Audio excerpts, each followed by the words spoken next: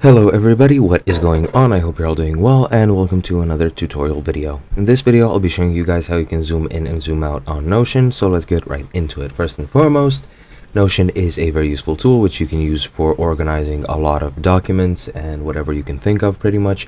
You can create a task list, to-do list, a reading journal, your own personal journal. You can create a calendar, a itinerary. You can do whatever you would like. You have a lot of templates at your disposal and you can even create your own ones.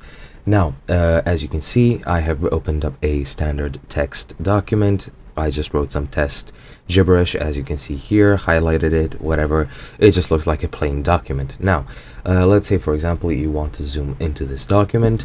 There is no way to do that via commands or by clicking the mouse or any options and so on and so forth.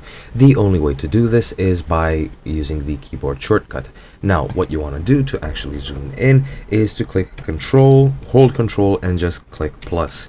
For each time you click plus, your page will zoom in up until a maximum. I don't know where that maximum is. As you can see, it is very, very big, and here's the maximum that I have reached.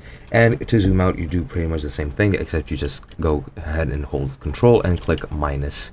You can even hold it down and it'll zoom it out to its maximum, and you can then zoom it back into its standard size.